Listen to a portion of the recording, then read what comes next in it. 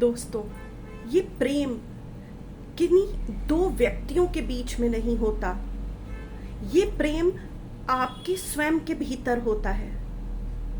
हम सोचते हैं कि हम किसी से प्रेम करते हैं और वो हमसे प्रेम करता है, तभी इस प्रेम का संबंध स्थापित होता है।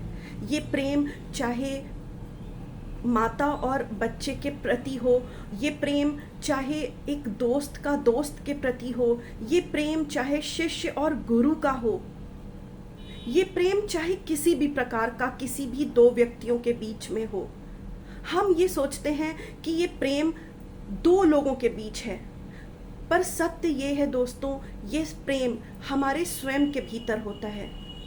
जब हम किसी से प्रेम करते हैं तो ये ज़रूरी नहीं कि उस व्यक्ति के अंदर भी वही प्रेम हो जो हमारे अंदर है, क्योंकि ये हमारी विशेषता है।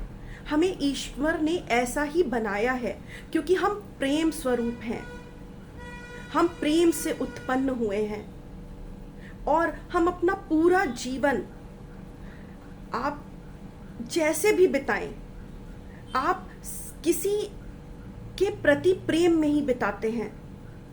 अल्टीमेटली वो प्रेम परमात्मा के प्रति होता है और हम सबको कहीं ना कहीं उनसे मिलने की, उनको जानने की इच्छा प्रकट होती रहती है मन में। वो किस लिए? क्योंकि वो हमारे भीतर का प्रेम है और ईश्वर जो हमें करते हैं वो उनके भीतर का प्रेम है।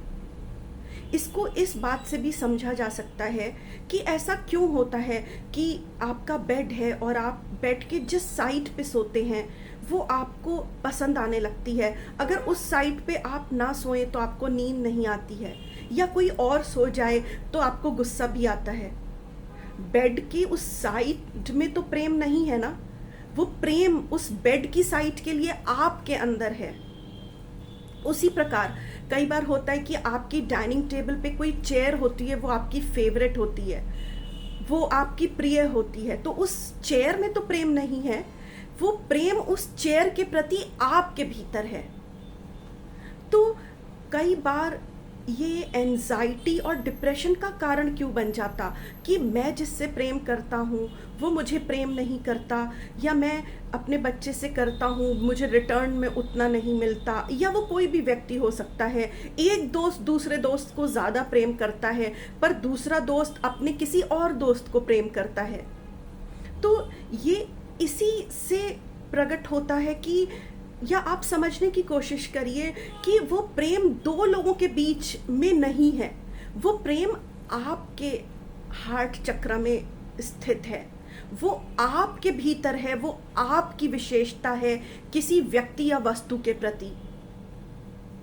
तो अगर आप इसको इस फैक्ट के बेसिस पे देखने की कोशिश करेंगे दोस्तों, तो जो इस बात से रिलेटेड एंजाइटी या परेशानी आपको रहती है ये बहुत हद तक सॉल्व हो जाएगी।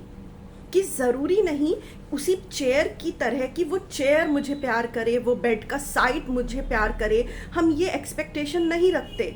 उसी प्रकार वो प्रेम मेरी विशेषता है, वो प्रेम मेरे अंदर है, ज़रूरी नहीं कि वो दूसरों के अंदर भी उसी प्रकार हो जिस प्रकार वो मेरे अंदर है।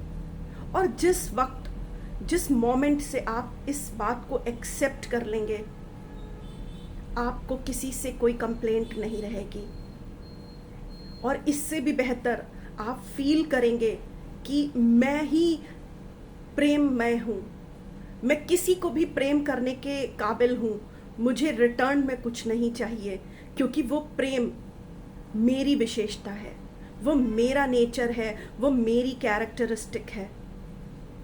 And this will lead you towards unconditional love. Unconditional love towards yourself and towards others.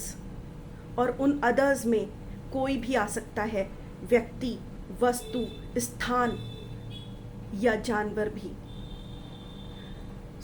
अगली बार अगर आपको लगता है कि कोई आपको रेसिप्रोकेट नहीं कर रहा है आपका लव एंड रिस्पेक्ट, तो आप सोचिए कि ये क्वालिटी तो मेरी है, ज़रूरी नहीं ये क्वालिटी उसके अंदर भी हो।